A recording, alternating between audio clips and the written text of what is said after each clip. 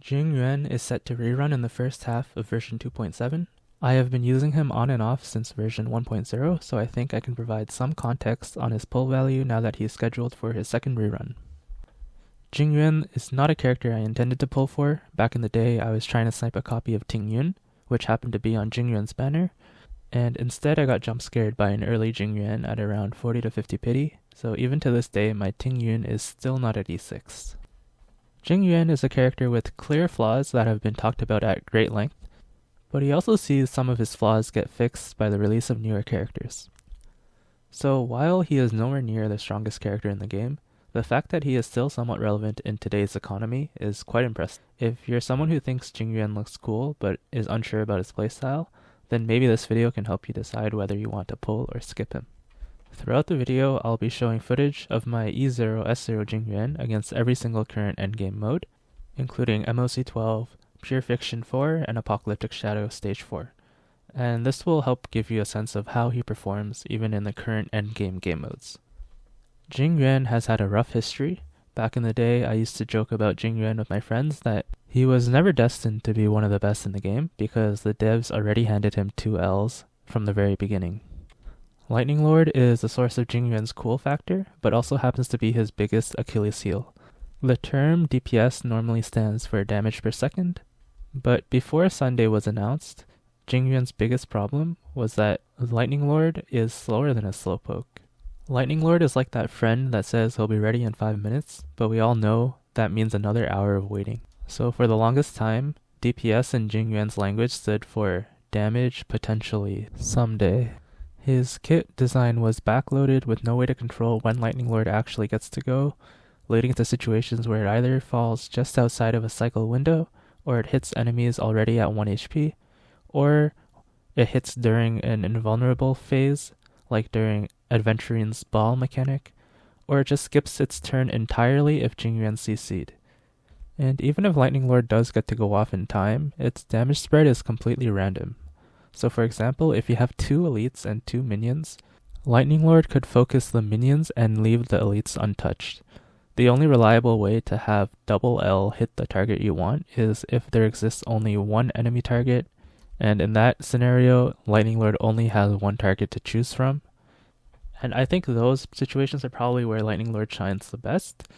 So you have Jingyuan, who is usually an AoE character, but then when you're left with one single target, Jingyuan can actually still deal with that situation because Lightning Lord can do very focused single target damage. So that honestly is one of Jingyuan's selling points. But some of his flaws are getting fixed with Sunday's release.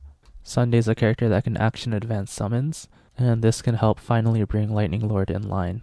I suspect that Jingyuan, Sunday, Robin, and a Sustain will be Jingyuan's future best-in-slot hypercarry team for the next couple months.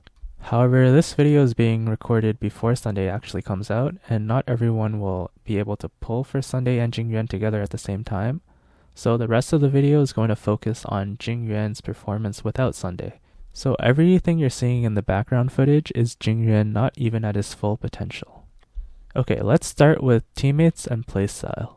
Jingyuan is generally played as a hypercarry, meaning you buff the hell out of him and let him deal all the damage.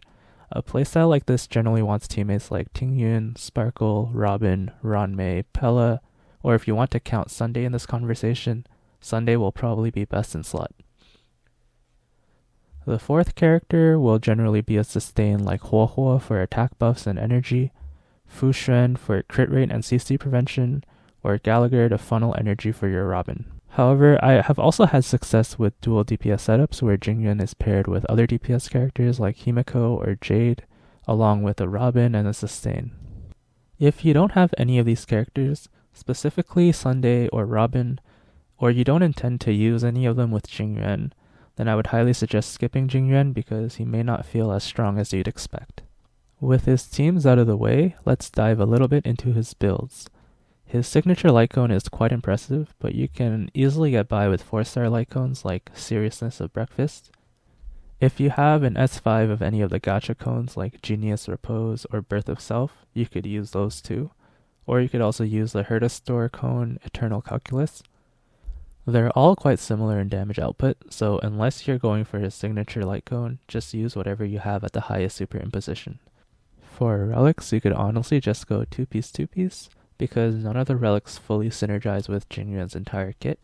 But I would say if you want a 4-piece set in this current game state, then 4-piece Ashblaze and Grand Duke is probably your best bet. And that's what I'm currently using in my showcases. Please don't farm the 4-piece Thunder set. That set is a complete scam. A 2-piece is okay, but don't get baited into the 4-piece.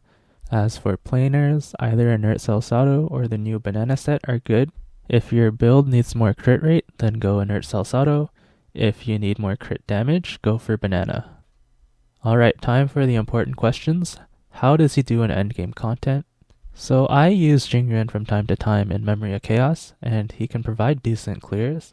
If he's on element, meaning we're facing a lightning weak stage, then he usually clears within 3 to 5 cycles. Compare that to Acheron, who usually ranges from 0 to 3 cycles on element.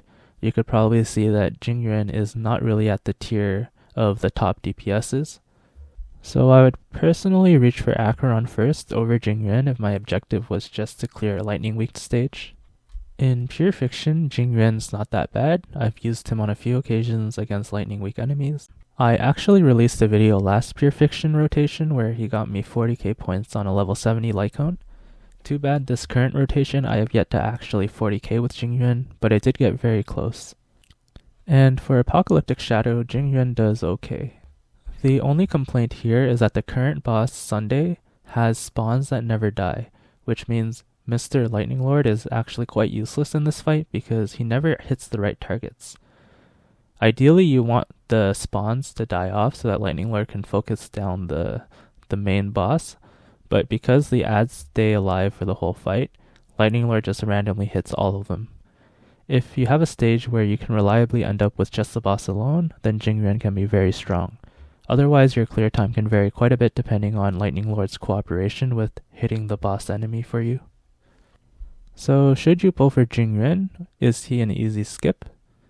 For my personal take, I think he is decently fun, but not my favorite unit to use.